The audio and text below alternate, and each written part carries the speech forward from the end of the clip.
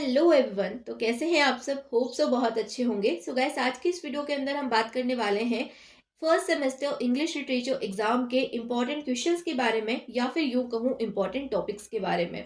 तो आज की इस वीडियो के अंदर हम ऐसे टॉपिक्स को डिस्कस करेंगे जो कि आपके एग्जाम पॉइंट ऑफ व्यू से बहुत इंपॉर्टेंट है, और ऐसे क्वेश्चंस भी हम आज की इस वीडियो के अंदर देखेंगे जो कि बार बार आपके सेमेस्टर एग्जाम के अंदर रिपीट हुए हैं। तो चलिए, अब बिना टाइम वेस्ट किए, बिना बकवास किए शुरू करते हैं वीडियो को। तो सबसे पहले मैं आपको लेकर के चलती हूँ आपके सिलेबस की यूनिट 5th पे। तो यूनिट 5th में आपको दो चीजें देखने को मिलेंगी, एक है लिटरेरी हिस्ट्री और दूसरा है लिटरेरी टर्म्स। मैं एक चीज आपको यहाँ पे कहना चाहूंगी कि दोनों ही टॉपिक्स को बिल्कुल भी इग्नोर मत करना, अच्छे से पढ़ के जाना, क्योंकि अगर आप इनको पढ़ लेते हो तो 16 से 20 नंबर आपके कहीं नहीं गए। ये जो टॉपिक्स है, दोनों ही जो टॉपिक्स है, ये आपके पेपर का 20 नंबर जो है लेने वाले हैं। अगर आप इन दोनों ही टॉपिक्स को कवर कर लेते हो तो 20 नंबर आपके कहीं नहीं जाएंगे। अब आपके दिमाग में आ रहा होगा कि दीदी 20 नंबर, ऐसे कौन से क्वेश्चन आने वाले हैं इस टॉपिक से?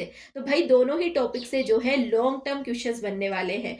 जो आपके लॉन्ग क्वेश्चंस होते हैं 16 नंबर के, वो बनेंगे। और यहाँ तक कि पिछले सेमेस्टर एग्जाम में तो ये भी देखने को मिला है कि जो आपके 2 मार्क वाले क्वेश्चन थे, जो आपके सेक्शन ए वाले क्वेश्चन थे, उनके अंदर भी जो ये लिटरेरी टर्म्स वाले 2-2 नंबर के क्वेश्चन पूछे गए हैं। तो 16 से 20 नंबर तो जो है इन दो टॉपिक से ही बनते हैं, तो आप इनको तो कवर ही करके जाना। अब दिमाग में आता है कि दीदी कवर कैसे करें, पढ़े क्या इन टॉपिक्स के बारे में? तो सबसे पहले अगर हम बात करें लिटरेरी हिस्ट्री की, तो आपको यहाँ पे 3 जो टाइम पीरियड है वो देखने को मिलेंगे। एलिजाबेथन आपको एज देखने को मिलेगी, आपको न्यू क्लासिकल एज देखने को मिलेगी, और मेटाफिजिकल पोएट्री आपको यहाँ पे देखने को मिलेगी। आपको क्या करना है, सबसे पहले जो है इनके अंदर पढ़ना क्या है। आप देखो कि इनकी स्टार्टिंग कहाँ पर हुई और एंड कहाँ पर हुआ, और एंड किस वजह से हुआ। ये जो टाइम पीरियड है इसका एंड किस वजह से हुआ, कौन कौन से जो रूलर्स थे उन्होंने रूल किया इस एज के अंदर, कौन कौन से फेमस पोइट जो है इस एज के रहे, और यहाँ पर इस एज के अंदर क्या क्या चेंजेस आए। जैसे कि अगर हम एलिजाबेथन एज की बात करें तो क्वीन एलिजाबेथ के साथ में जो ये एज थी ये शुरू हुई थी, और ये एक गोल्डन एज थी इंग्लिश लिटरेचर की। साथ ही शेक्सपियर बहुत ही अच्छे जो प्ले राइट थे, या फिर जो बहुत ही अच्छे पोइट थे इस एज के, उन्होंने बहुत सारे वर्क्स जो हैं इस एज के अंदर पब्लिश किए। अब इस एज के अंदर क्या क्या चेंजेस हुए, तो देखो जो लोग थे, अब उनका जो है इंटरेस्ट डेवलप हो गया था बुक्स की तरफ। उन्हें जो है ड्रामास पसंद आ रहे थे, उन्हें प्ले पसंद आ रहे थे, उन्हें बुक्स पसंद आ रही थी। और इसी वजह से क्या हुआ, जो प्रिंटिंग हाउसेस थे वो ज़्यादा डेवलप हुए इस एज के अंदर। जो प्रिंटिंग का काम था वो ज़्यादा डेवलप हुआ। भाई, अब लोगों को बुक्स पढ़नी है तो बुक्स छपेंगी भी तो सही। तो प्रिंटिंग जो है बहुत ज़्यादा हाई लेवल पर जो है इस एज के अंदर होने लगी। तो ऐसी छोटी छोटी चीज़ें हैं जो इन एजेस के अंदर हो रही थी, वो आपको पढ़नी है, ठीक है। अब अगर ये 3 चीज़ें आप कर लेते हो तो आप कुछ भी कर सकते हो। अगर मैं बात करूं पिछले साल सेमेस्टर एग्जाम के क्वेश्चंस की, तो इन टॉपिक पे कैसे क्वेश्चन बने थे, तो आपसे यहाँ पर एक क्वेश्चन था, right a note on restoration age और अ मेटाफिजिकल पोइट्री। आपको एक नोट लिखना है कि रेस्टोरेशन एज क्या है या फिर मेटाफिजिकल पोइट्री क्या है। रेस्टोरेशन एज का जो क्वेश्चन था वो भी 8 नंबर का था, मेटाफिजिकल पोइट्री का क्वेश्चन भी 8 नंबर का था। 8 + 8 मैथ इतनी भी वीक नहीं है, 16 होता है, तो 16 नंबर आपके। अगर आप इनके ऊपर नोट लिख देते हो तो 16 नंबर आपके कहीं नहीं गए, है ना। एक और क्वेश्चन बना था, एलिजाबेथन एज क्या, इसके क्वेश्चन के ऊपर ही एक और में क्वेश्चन था, मतलब आप या तो ये वाला कर लो या फिर वो वाला कर लो। वो वाला क्वेश्चन क्या था, आपसे बोल दिया गया था कि एलिजाबेथन एज को आप डिफाइन कर दो, कैरेक्टर्स को डिफाइन कर दो। आपको एलिजाबेथन एज के बारे में लिखना था, सिंपली कुछ भी नहीं करना था। एलिजाबेथन एज की शुरुआत कैसे हुई, इसको क्या बोला जाता है, एक इंग्लिश लिटरेचर का गोल्डन पीरियड है, ये आपको लिख देना था, ठीक है। शुरुआत कैसे हुई, कौन सा टाइम पीरियड कौन से वाले रूलर के लिए था, और कौन कौन से फेमस पोइट थे, क्या क्या चेंजेस हुए, ये बस लिखना था आपको, ज्यादा कुछ नहीं करना था। तो आपके 8 नंबर बन जाते। दूसरा क्वेश्चन क्या बना था, लिटरेरी टर्म्स के ऊपर। तो लिटरेरी टर्म्स में आपको क्या पढ़ना है, सबसे पहले इनकी डेफिनेशन पढ़ लो, और कुछ भी नहीं करना, सिर्फ डेफिनेशन पढ़ लो कि आपका जो ये ब्लैंक वर्स है वो क्या होता है, आपका कपलेट क्या होता है, आपकी सोनेट क्या होती है, ओड क्या होती है, मेटाफर क्या होता है, ये सब आप पढ़ लो, और आपको कुछ भी नहीं पढ़ना। देखो, मुझे पता है थोड़ा सा डिफिकल्ट है, लेकिन इम्पॉसिबल बिल्कुल भी नहीं है। और अगर 8 नंबर चाहिए तो भाई थोड़ी सी मेहनत तो करनी पड़ेगी। मैं आपसे ये कहूंगी कि देखो, 20 नंबर आपके कहीं नहीं जाएंगे अगर आप इन 2 टॉपिक्स को कर लोगे। तो इन 2 टॉपिक्स को आप प्लीज कर लो, ठीक है। अगर कर लेते हो तो फिर तो भाई आपके पास होने के 100% चांसेस है, क्योंकि अगर आप ये कर लोगे एक दो क्वेश्चन आप जो दूसरे चैप्टर्स हैं उनके सॉल्व कर लोगे तो पासिंग नंबर तो आराम से आ जाएंगे। तो स्ट्रेटेजी बनाओ। अगर आप लास्ट टाइम पे अभी वीडियो देख रहे हो तो एक काम करो कि आप ये जो टॉपिक्स हैं जो हाई वेटेज वाले हैं इनको कवर कर लो। अगर आप पूरा सिलेबस कवर नहीं कर सकते तो इनसे क्या होगा, श्योरिटी हो जाएगी कि हाँ भाई मैं पास तो हो ही जाऊंगा, दोबारा बेक नहीं आएगी, है ना। और जो फर्स्ट टाइम एग्जाम दे रहे हैं तो भाई तुम भी ये कर लो ताकि तुम्हारी भी बेक ना आए, ठीक है। अब हम बात करेंगे जो हमारी यूनिट फर्स्ट है, यूनिट सेकेंड है, यूनिट थर्ड है और यूनिट फोर्थ है उसके बारे में। तो सबसे पहले मैं आपको बता दूं कि आपका एक प्ले है एज यू लाइक इट करके, है ना। तो इसमें से बहुत सारे क्वेश्चंस बन रहे हैं, इस प्ले के बहुत सारे क्वेश्चन बन रहे हैं। जो सेलिया है, जो रोजलैंड है, उनके कैरेक्टर को डिफाइन करो, उनका कैरेक्टर कैसा है, ये क्वेश्चन बन रहा है। क्रिटिकली अप्रिशिएट करो एज यू लाइक इट जो प्ले है उसको। तो ये जो टॉपिक है ना, एज यू लाइक इट, इसके ऊपर तो बहुत भर भर के क्वेश्चन बनते हैं। तो इसको एक बार कवर कर लेना, ठीक है। कैरेक्टर्स पढ़ लेना कि सेलिया कैसे टाइप की थी, रोजलैंड कैसे टाइप की थी, उनका रोल क्या था प्ले के अंदर। और क्रिटिकल एप्रिसिएशन, हर एक चैप्टर का क्रिटिकल एप्रिसिएशन आपको आना ही चाहिए।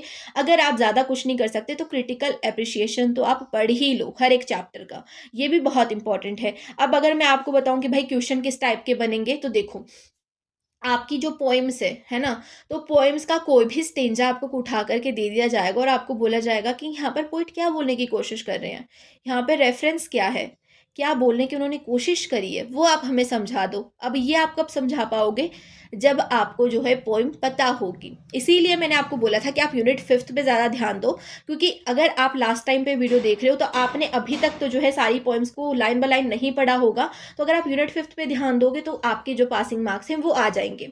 अब ये तो हमने बात कर ली कि पासिंग मार्क्स कैसे आएंगे। अब अगर आपको ज़्यादा मार्क्स स्कोर करने हैं, मतलब कि अगर 100 नंबर का जो पेपर है उसमें से 75-80% आपको स्कोर करना है या फिर उससे ज़्यादा करना है, तो क्या करना होगा, सबसे पहले हर एक पोइम को लाइन बाय लाइन पढ़ो।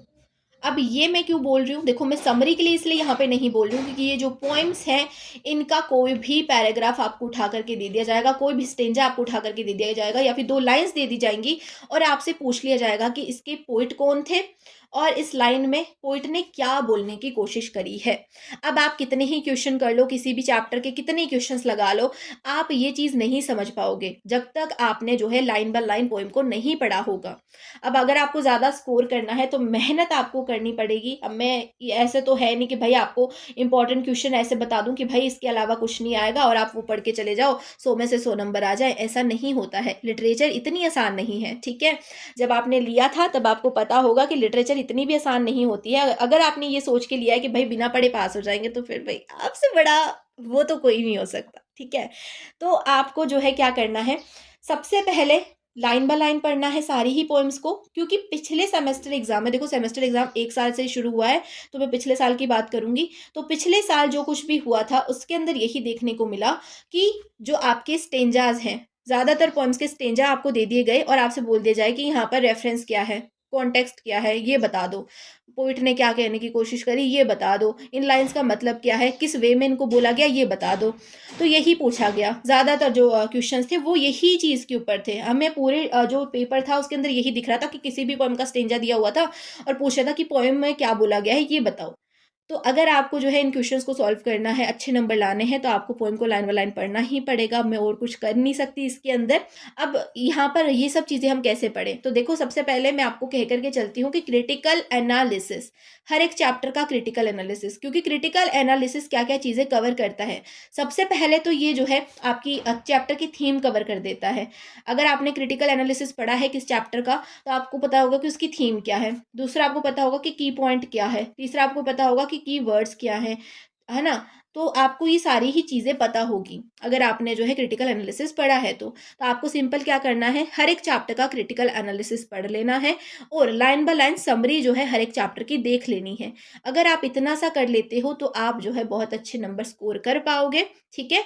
और जो आपका जो यूनिट फिफ्थ है उसको तो पढ़ के ही जाना, क्योंकि अगर भाई तुम्हें पास होना है तो वो तो तुम्हें कवर करनी ही पड़ेगी।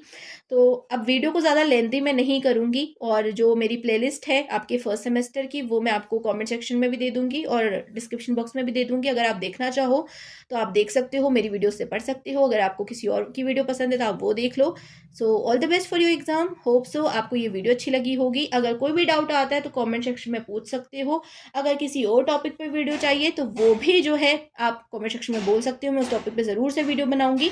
और यहाँ पर इस वीडियो के अंदर जो भी मैंने बातें करी हैं, थोड़ा-सा अगर आपको रूड लगा है तो सॉरी, लेकिन प्लीज़ जो कह रही हूँ उसको ध्यान से समझो। पासिंग मार्क्स के लिए यूनिट 5th को बिल्कुल भी स्किप मत करना, और अगर फुल मार्क्स चाहिए तो हर एक चैप्टर की जो लाइन बाय लाइन समरी है वो पढ़ लो। ज़्यादा कुछ भी करने की ज़रूरत नहीं है, ज़्यादा बर्डन लेने की ज़रूरत नहीं है, इतना भी डिफ़िकल्ट नहीं होता है।